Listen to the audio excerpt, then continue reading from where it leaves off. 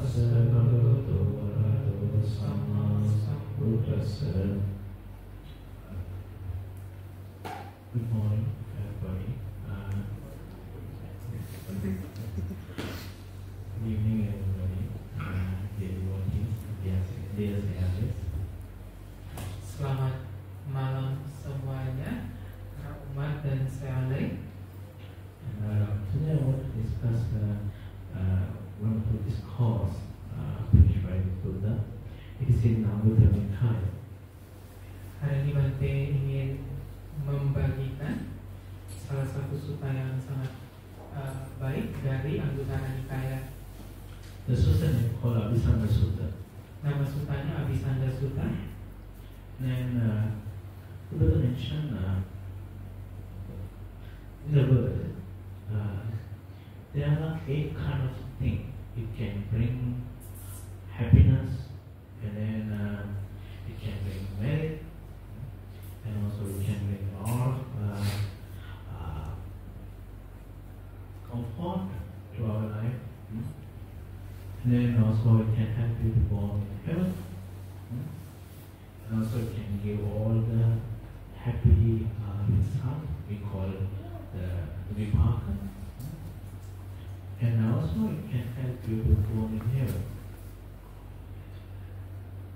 Abhisanga Sutta ini mengajarkan tentang 8 hal yang apabila dilakukan akan membawa ke kebajikan, ke kebahagiaan, membawa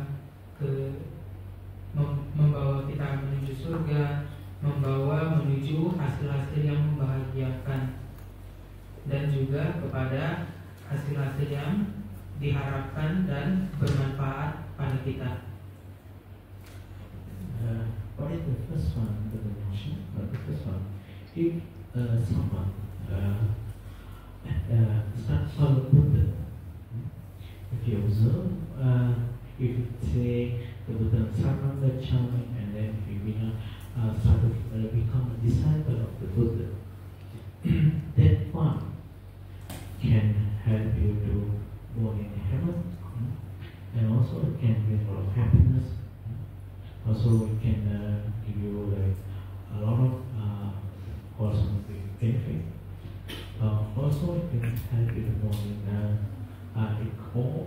observing and start to take a refuge from the Buddha, help you to born in heaven all the time, born in heaven. Jadi yang pertama ada 8 tindakan ini yang membawa Anda menuju kebahagiaan dan lain-lain adalah berlindung kepada Buddha.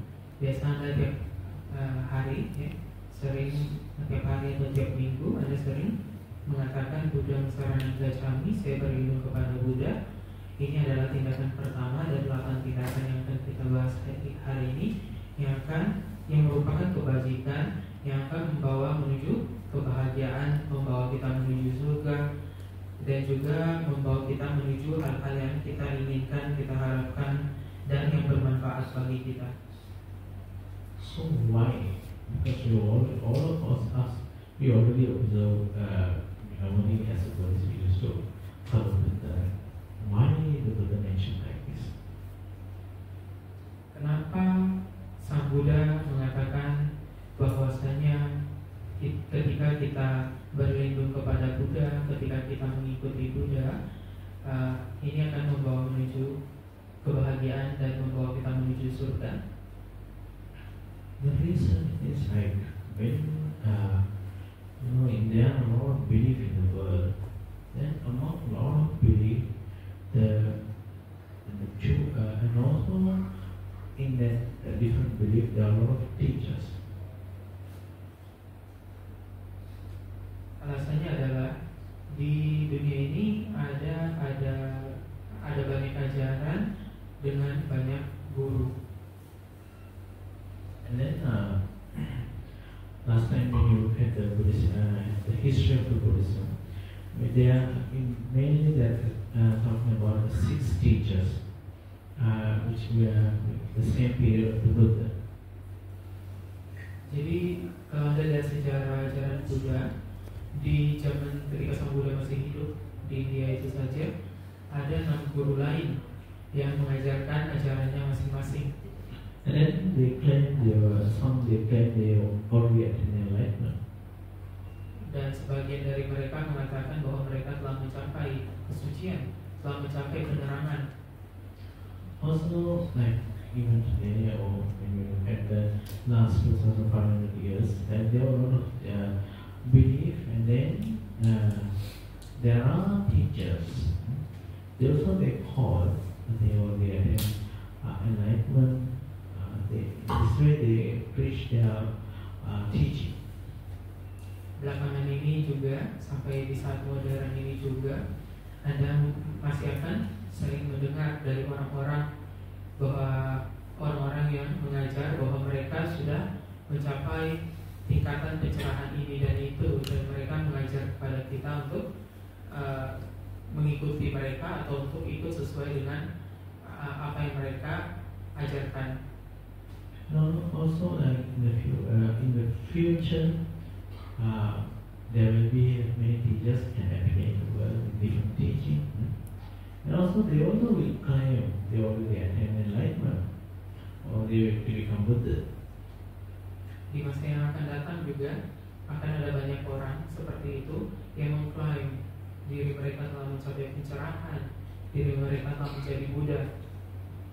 Also when we came to uncountable of life from samsara, we also met the different teachers. With the we also found different belief and different teaching method. And also we also in the past we also believe different Buddhas like so-called Buddhas, and we follow their teaching. Di kehidupan sepanjang samsara yang jumlahnya banyak sekali ini juga kita telah mengikuti banyak sekali orang-orang yang mengklaim bahwa mereka adalah Buddha. Kita telah mempelajari dan mengikuti ajaran-ajaran mereka. But the thing is, when we came a long journey of the samsara, we didn't meet, or we made very rarely someone who has the 9 quality which we chant, being like the Itiviso Bhagavata, Samasamudra Vichara Sampano. The one who had that 9 qualities, we may not make him such kind of one, or maybe we make such kind of one not all the time. Like meeting such kind of one was very rare in our past.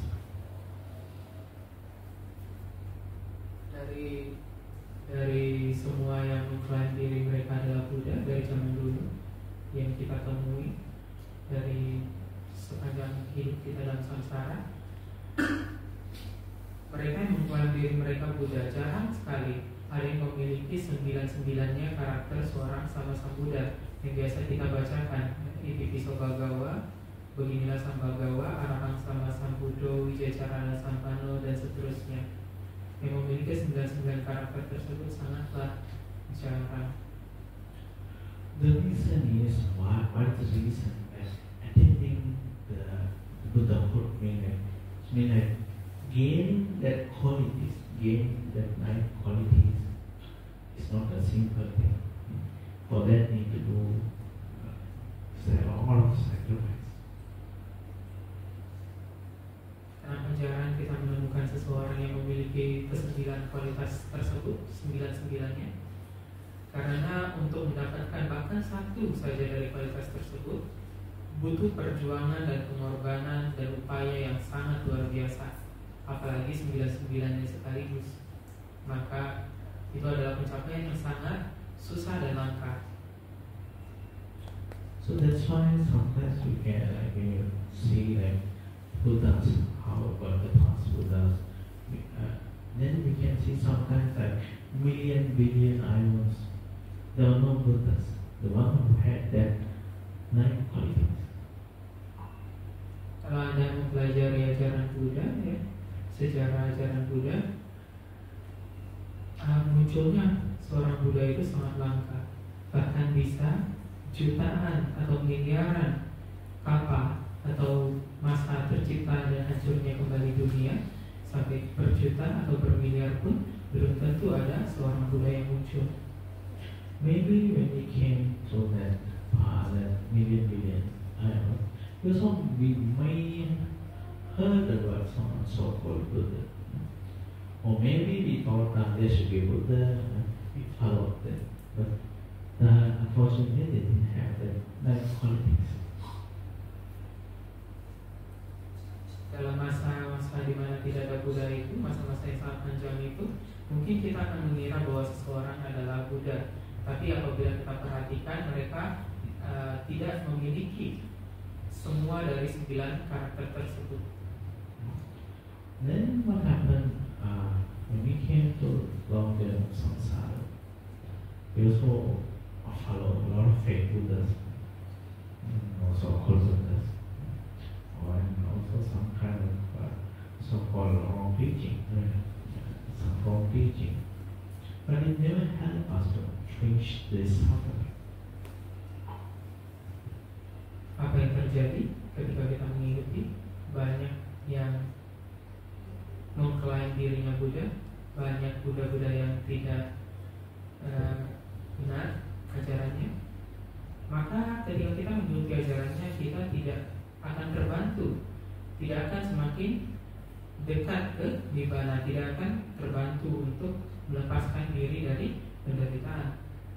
Also, like following wrong teaching many times, like uncountable times, it causes us to born in either hell or animal world. Ketika kita mengikuti ajaran-ajaran yang keliru pun, sudah berkali-kali kita terlahir di alam rendah, baik itu alam neraka ataupun alam binatang. You can see when you look at the Buddhist teachings of this course, Buddha mentioned like the one who hold wrong view mentality, he can born only 2 places maybe, either another or the lowest rank.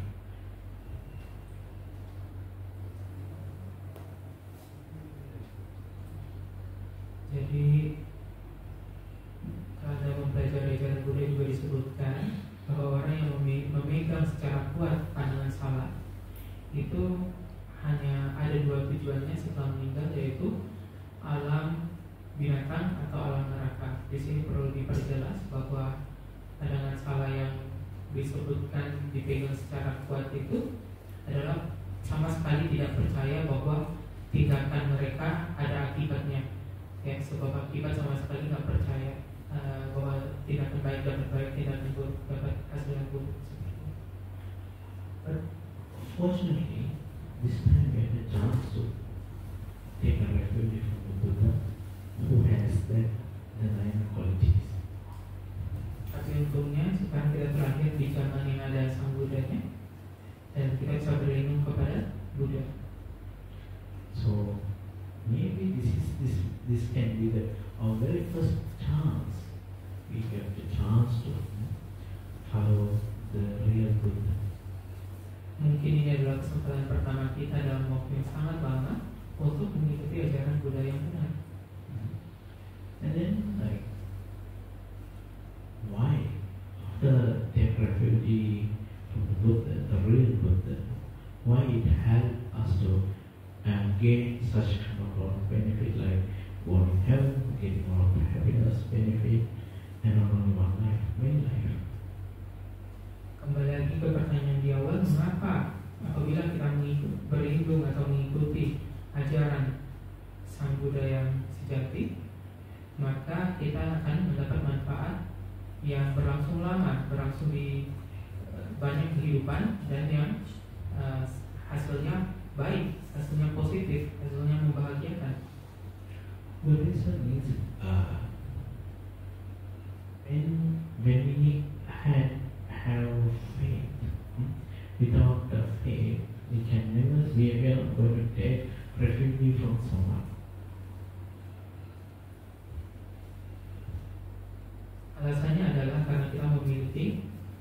kita memiliki keyakinan, ya, kita akan berlindung. Ketika kita tidak memiliki keyakinan, kita tidak akan mengambil perlindungan. Like we say, when you translate the word, the meaning of Buddha Samanvachana, we are saying we are saying we are going to take refuge from the Buddha. So it means like he will be my teacher. I'm going to follow him.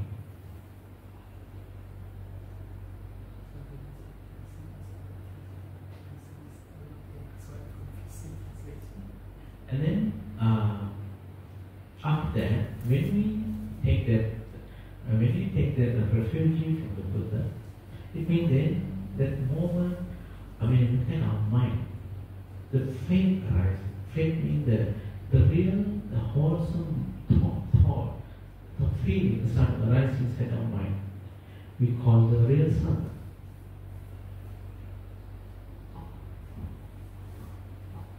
And then, by the time we have that sadhana, the real faith, cause us to do the wholesome, create wholesome karma. That wholesome karma can produce wholesome vipaka, can produce wholesome result. Jadi alasan kenapa berlindung kepada Buddha bisa membawa kita ke hasil-hasil yang baik adalah ketika kita berlindung kepada Buddha itu akan berdasarkan pada keyakinan pada kualitas dan ajaran Sang Buddha, ya. Nah, ketika kita memiliki keyakinan pada Sang Buddha, maka pikiran-pikiran yang muncul dalam batin kita adalah pikiran-pikiran yang positif, karma-karma yang baik. Nah, karma-karma yang baik yang positif inilah yang membawa kita ke hasil-hasil yang baik tersebut.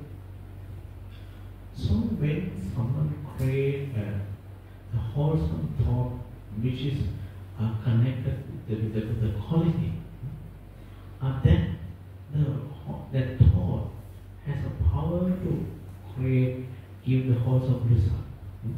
So like when you look at some stories, like if you ever heard about the story of Mata Kundali. When he about to pass away, he couldn't do anything. He didn't have a chance to offer any food or whatever. He couldn't do any service or anything to do. But when he saw the Buddha, he felt happy. Then what he did, he thought, I cannot do anything, but I will make myself happy after seeing the Buddha. So that thought, that feeling, helped him be born in heaven. And not only that, it will help him to attain enlightenment in that very next life. Jadi kalau Anda tahu cerita Mata Kundali, ya, itu adalah cerita tentang satu anak orang kaya yang bapaknya pelit sekali, anaknya sakit nggak mau dibawa ke tabib, berusaha dihemat dulu. Jadi dia suruh pembantunya bawa anaknya baring-baring di luar aja, cari angin, istilahnya cari udara segar, mungkin sehat sendiri gitu. Anaknya tahu bahwa penyakitnya makin parah, tapi kebetulan Sang Buddha lewat. Jadi Mata Kundali waktu itu tidak mampu berdana maupun melakukan kebajikan ketika Sang Buddha lewat. Tapi ia berpikir bahwa ia akan membuat dirinya bahagia dengan melihat Sang Buddha dan memberi hormat. Jadi Mata Kundali melihat Sang Buddha, melihat semua kualitasnya Sang Buddha ketika Sang Buddha lewat, ya, memiliki keyakinan yang kuat ketika ia melihat kualitasnya Sang Buddha dan memberi hormat pada Sang Buddha dalam batinnya, sehingga keyakinan tersebut memberikan hasil yang baik dan menyebabkan Mata Kundali yang tidak lama kemudian meninggal karena penyakitnya terlahir di surga. Jadi Mata Kundali terlahir di surga menjadi seorang dewa karena keyakinannya pada Sang Buddha. So not only Mata Kundali, it say there are so many. When they feel after seeing the Buddha, when they feel happy, when they take the refuge from the Buddha, it calls them going heaven, and then with good life, and then after that, it will help to overcome a lot of their difficulties, not only one life, many life. Jadi banyak cerita lainnya, bukan hanya mata kundali yang dengan keyakinannya terlahir di alam surga maupun mendapatkan manfaat bukan hanya dalam satu kehidupan berikutnya, melainkan dalam banyak sekali kehidupan dengan keyakinan pada Buddha, dengan berlindung kepada Sang Buddha. And the reason is why that the Sang Buddha has that qualities are real. Then when someone have faith to that quality, that thought, that feeling, always lead to gain such kind of wonderful benefit. Also, like when we have, not only that, when we start to study more and more about the Buddha, then we start to really understand what are the qualities of the Buddha. And when you have more knowledge about the Buddha, our faith starts to become increased. Then we start to feel and follow only the Buddha. Because when we compare with a lot of teachers who explain the path, we cannot find such kind of one, especially the qualities. We cannot find such one. Anybody who has that kind of qualities.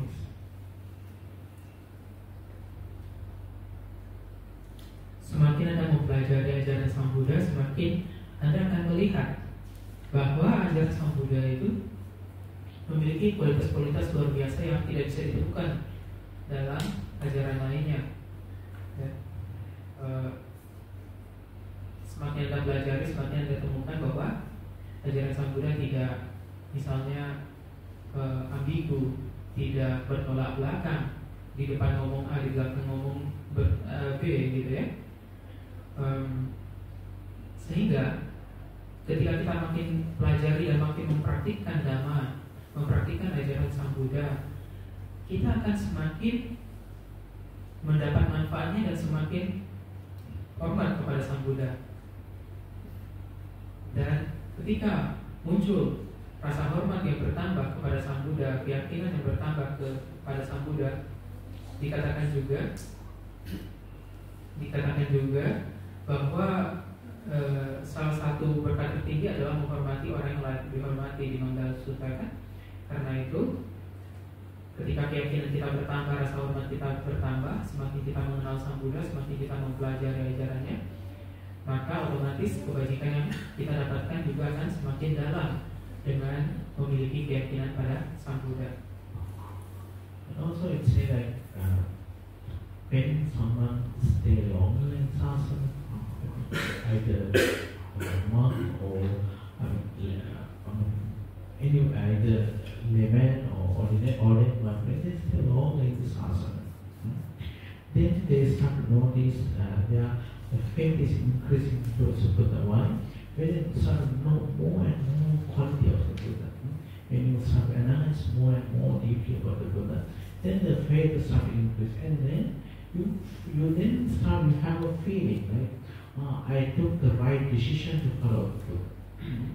And then also like when you work to understand more and more about the Buddha quality, then you will feel like there's nobody I should follow, that I should not take any refuge from any teachers, because I cannot find such a wonderful quality from anyone.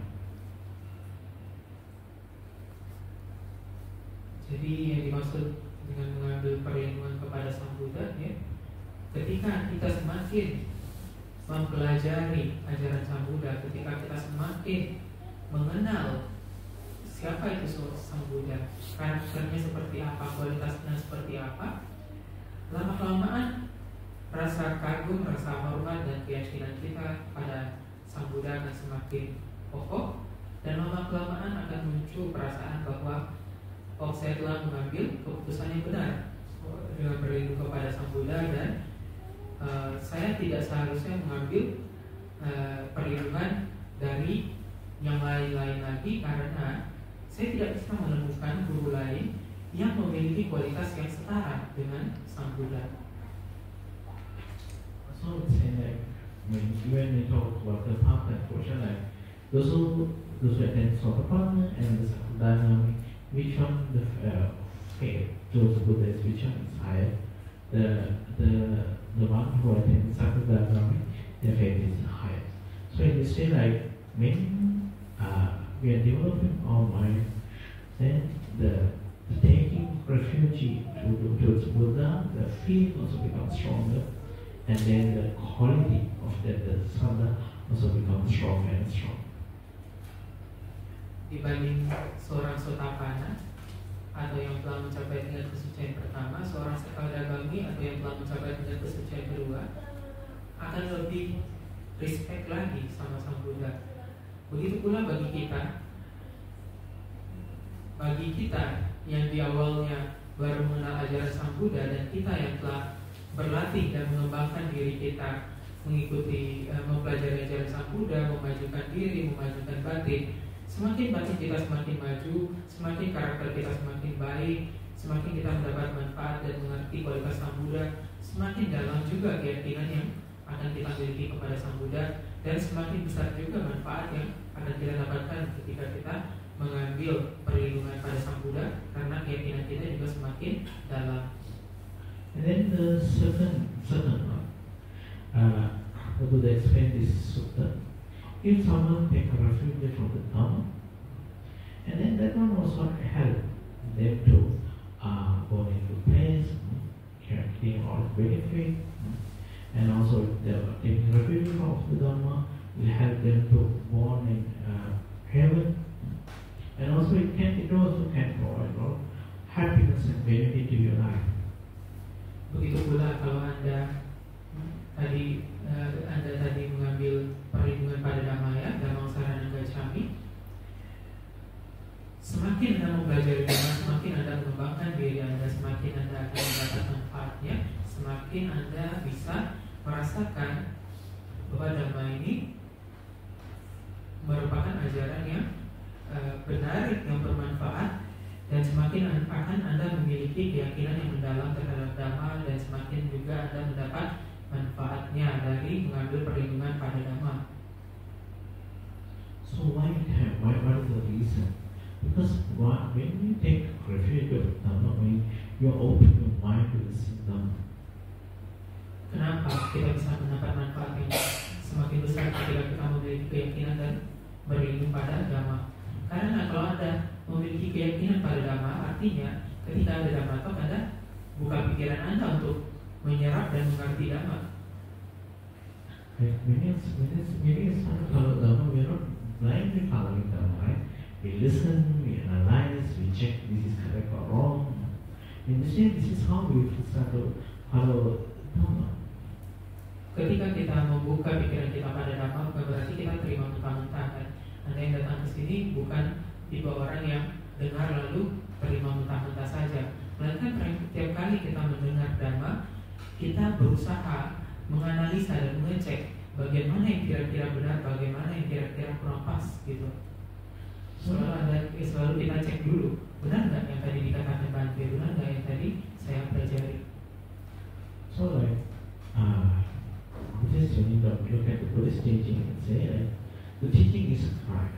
That if any teaching is correct, 100% correct, no matter how many times you analyze, no matter how many times you question, no matter how much you try to go through that, you always find that is the truth. Apabila suatu ajaran itu benar, Anda mau periksa berapa kali pun, Anda selalu akan mendapatkan bukti bahwa ajaran ini benar. Mungkin karena ketika kita menganalisa Dhamma, kita bisa kurang setuju dengan bagian tertentu yang diceramahkan, yang dibagikan. Tapi ketika kita cek lagi bagian-bagian yang menurut kita keliru, kita akan dapat bukti lagi bahwa kita yang salah paham mungkin, dan ajarannya benar lagi. Begitulah suatu kebenaran. Tidak peduli berapa kali kita periksa, pasti ujung-ujungnya akan ada bukti bahwa ajaran ini benar, gitu ya. Then say we heard something, okay? And then we know that's not really correct. Do you feel like to follow? Kalau Anda mendengar orang mengatakan sesuatu atau orang mengajar sesuatu dan Anda merasa itu kurang benar, apakah Anda akan ikuti? So in the world, whenever information we feel like that's not true, that's not correct, no matter how many people encourage you, no, you don't follow, right? Biasa di zaman ini ya, zaman banyak informasi ya. Setiap kali ada informasi yang kita merasa benar, mau berapa orang pun yang mengatakan itu nggak benar, tapi kita merasa benar, pasti kita ikuti. So when it comes to Buddhist teaching also like Dhamma, but we have freedom to analyze. We have freedom to check if it is correct or wrong. We have freedom to analyze as long as we want, as much as we want. Then, if we feel that is correct, then we start to follow. If you feel it is correct, then we start to follow.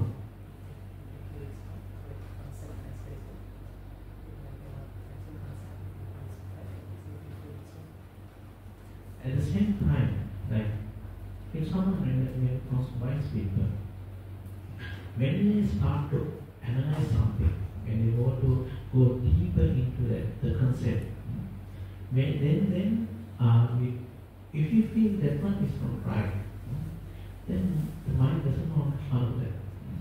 Mind just want to avoid that. And mind don't feel any faith towards that teaching. Jadi begitu di ajaran Buddha, begitu pula di ajaran Sang Buddha, kita memiliki kebebasan untuk menganalisa ajaran atau informasi yang kita dapatkan berapa kali pun dengan cara apapun, ya. Kita analisa berkali-kali, berulang-ulang, dan apabila kita merasa ajaran itu benar, maka kita ikuti. Begitu pula bagi seorang bijak, ketika merasa ajaran yang disampaikan tidak benar, siapapun yang menyampaikan, termasuk para bante, kalau Anda mengetahui ya, ketika para bijak menganalisa dan mengetahui bahwa suatu ajaran itu tidak benar, maka otomatis dalam batin mereka akan muncul penolakan dan tidak ada penolakan sehingga mereka tidak mengikuti ajaran yang salah tersebut. Also like to follow that kind of teaching, nobody want to give you any pressure, right? You love to follow. You want to do that. Right? Because why? When you follow that kind of teaching, you feel happy and peaceful. Then you feel like you are enjoying when you following that. Then you're happy to do that.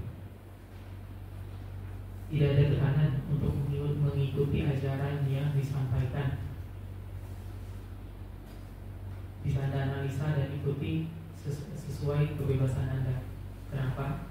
Karena setelah Anda analisa dan masuk kesimpulan sendiri, maka Anda akan mengikutinya dengan hati yang ringan, yang bahagia, sehingga mengikuti ajaran yang baik, yang benar pun menjadi hal yang mudah dan nyaman dan membahagiakan bagi diri Anda.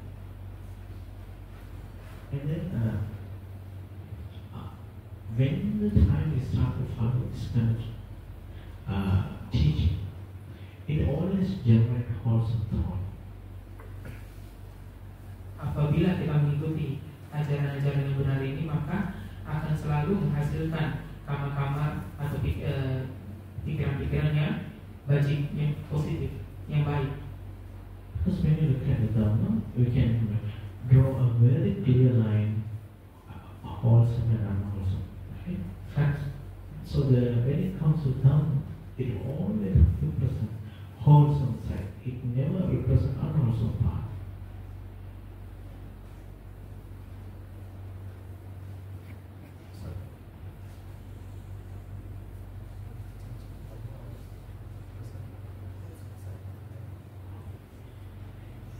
Dalam ajaran Sang Buddha dapat selalu mengajarkan tentang hal-hal yang membawa kita menuju kebajikan. So then, when someone follows the wholesome thought, it always has an ability. Naturally, it's a natural phenomenon. to give wholesome result. Ketika kita melakukan hal-hal yang baik secara alami, tentunya kita akan mendapat hasil-hasil yang baik juga. And more you start to follow the Buddhist teaching, then more you feel like to take that refuge very strongly. Ketika kita mengikuti ajaran yang baik dan mendapatkan banyak manfaat yang baik, ya, hasil yang baik, otomatis pikiran kita akan condong atau mengarah ke mengambil perlindungan pada Dhamma. Let's say, compare it. Let's say if you come to Buddhist teaching a few years ago, that time when you think about Dhamma, and now when you think about Dhamma, especially after practicing, when you think about Dhamma, then the feeling like this is the feeling of I'm doing right thing, I'm following the right teaching. That feeling is become stronger and stronger. Anda bisa bandingkan ketika hari pertama Anda mengenal Dhamma atau bertahun-tahun lalu pandangan Anda terhadap ajaran Sang Buddha dibandingkan pandangan Anda sekarang ketika Anda sudah mempraktikkan dan mendapatkan pengembangan serta manfaat dari mengikuti Dhamma. Tentu ada perbedaan pada tingkatan keyakinan Anda pada Dhamma. Ada perasaan bahwa saya sudah mengikuti ajaran yang benar, ajaran yang baik, menuju kebaikan dan menghasilkan kebaikan. Because when you start to follow, you have more confidence for that. That confidence causes you to have strong faith about that teaching. Semakin Anda mempraktikkan dan mendapatkan manfaat yang baik dari ajaran Dhamma, semakin Anda akan memiliki kepercayaan dan keyakinan pada Dhamma. And also we know like the final, when we practice Dhamma, what is the final benefit we can get? Like that, attaining enlightenment and cut off all defilement permanently. Tentunya kita juga mengetahui manfaat tertinggi mempelajari Dhamma, yaitu pencerahan sempurna, di mana kita bisa memotong atau mencabut semua akar dari kotoran batin. So this is why taking refuge of Dhamma causes us to go in heaven and getting all benefit, getting all happiness and all the things. This is why the taking the refuge of Dhamma is so important. Inilah kenapa mengambil perlindungan dalam Dhamma itu sangat bermanfaat, ya. Tadi diulangi lagi, ketika kita mengambil perlindungan pada Dhamma, dalam Dhamma, kita akan memiliki pikiran yang lebih terbuka untuk mendengar Dhamma. Setelah kita dengar, kita bisa analisa. Setelah analisa, kita bisa mengikuti ajaran yang menurut kita benar yang membawa menuju kebaikan. Setelah kita praktekkan, ketika terbukti dan kita mendapat manfaatnya, maka keyakinan kita dalam Dhamma akan semakin menguat dan membawa kita menuju hal-hal yang lebih baik, menuju pencerahan sempurna. Karena itu, ketika Anda berlindung pada Dhamma, itu adalah tindakan yang membawa menuju kebahagiaan, kebaikan, ke surga dan ke hasil-hasil yang baik. Then the third one mentioned like taking refuge of the Sangha. Also another one which help you to go in heaven, getting a lot of benefit, also can gain a lot of comfort, and also call taking refuge of the Sangha cause you to go in heaven and live in the heaven. Tadi dari 8 jenis tindakan baik yang membawa kita ke kebahagiaan dan ke surga, sudah ada berlindung pada Buddha dan berlindung pada Dhamma, 2 tindakan pertama. Tindakan yang ketiga adalah berlindung pada Sangha. Tadi Anda semua sudah sebutkan juga Sangha Saranam Gacchami, ya. Kenapa tindakan ini juga merupakan tindakan yang membawa kita menuju kebahagiaan, menuju surga, memberikan hasil yang diharapkan, yang kita inginkan, yang menyenangkan kita, yang bermanfaat bagi kita.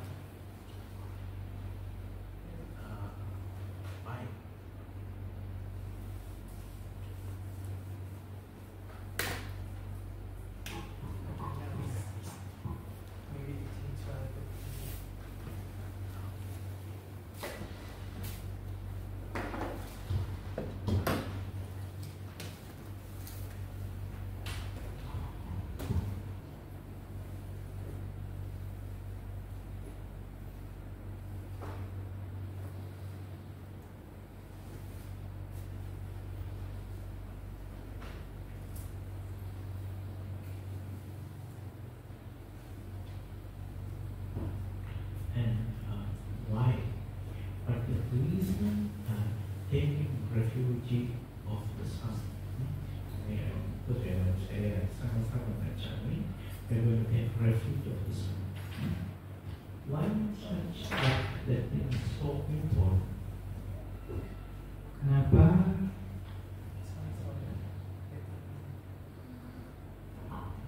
Kenapa dikatakan mengambil perlindungan pada sangga bisa membawa kita ke manfaat-manfaat yang baik, ya, membawa kita ke surga. Kenapa ini bisa menjadi suatu hal yang penting berlindung kepada sangga? And then, like every teaching, every belief, there's someone who introduced them. And then there are some special group of people. They are the followers, students of the teacher. Right? Then when you look at all these students, can you find anyone? Do they have the quality, the nine quality that Supapano, Ujipapano, Nine, this kind of quality can be found for any kind of student, disciple of any teachers. Di semua ajaran atau kelompok selalu ada pengikut atau murid yang mengikuti ajaran guru atau kelompok mereka. Bisakah Anda temukan di murid kelompok manapun yang memiliki karakter, kualitas yang sama dengan kualitas yang bisa ditemukan dalam sangga, seperti kualitas sangga yang biasa mungkin Anda pernah baca, ya, Supatipano, Ujupatipano, Nyayapatipano, Bhagavato, Sawaka Sangro, dan lain-lain. So when you look at students, right? The teachers, especially these kind of the teachers who try to explain how to enlighten, that kind of teachers, we can never find any student they have such kind of practice. Begitu pula apabila Anda perhatikan murid-murid dari beragam guru, ya, Anda tidak akan bisa menemukan yang memiliki latihan-latihan seperti apa yang Sang Buddha ajarkan. Even though 2,500 years passed, still we can see the Buddha's disciples, they are practicing their way. They sincerely they want to practice. Walaupun 2500 tahun telah lewat sejak Sang Buddha parinibbana, kita masih bisa lihat masih banyak murid-murid Sang Buddha yang masih dengan serius ingin mengikuti ajaran Sang Buddha. And you can see, by the time of the preached Dhamma, and there were no recorders, cannot record anything. So all the Dhamma, their disciples try to memorize, and they try to bring in one generation, not only one time, one generation, right? When you look at the how many generations already, it can be more than 25, or it can be nearly around 40 or 50. 50 generations, they are carrying the Buddha's teaching. Especially until one moment, they brought the Buddha's teaching by heart. Ketika Sang Buddha dulu mengajar, nggak ada yang namanya recordernya, nggak ada yang merekam ajaran Sang Buddha. Jadi betapa seriusnya murid-murid Sang Buddha dulu itu mereka menghafal semua yang Sang Buddha ajarkan. Bukan hanya mereka menghafal, tapi juga generasi berikutnya, murid-murid di generasi berikutnya dan berikutnya dan berikutnya. Karena dulu belum tertulis, belum terekam.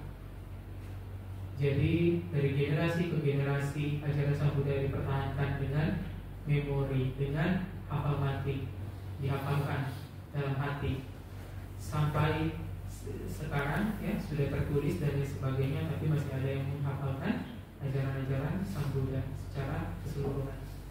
And also when you look at the Buddhist history, nearly 1,000 years, they brought the Buddhist teaching by heart. Sekitar 1000 tahun ajaran Sang Buddha itu diturunkan lewat memori atau hafal dalam hati secara keseluruhan. And not only that, they brought the Dhamma. At the same time, they brought the practice. Sometimes some people they may feel like memorizing and bringing that teaching is easier. But can you imagine, like, they didn't bring only the teaching, they brought the practice also, and also they become a role model. And not only one day, not only 2 days, the whole life they dedicate and they become a role model. At the same time, they maintain the qualities. Mungkin sebagian orang merasa, berarti kalau cuma ngafal mah saya juga bisa, gampang gitu ya. Tapi perlu diingat bahwa 1000 tahun itu dari generasi ke generasi itu bukan hanya ajaran Sang Buddha yang dihafal dan dibawakan oleh para biku, oleh para murid Sang Buddha, melainkan juga prakteknya, latihannya. Selama ribuan tahun murid-murid Sang Buddha membawa ajaran Sang Buddha dan juga menjadi contoh nyata dari praktek Dhamma tersebut. Thank you. Even nowadays, some people they used to complain about monks, especially those who get ordained. They say like, we also can live such a life like this. But if we really make a challenge, whether they can stay at least few months, not only few months, even 1 week, many people they can do that.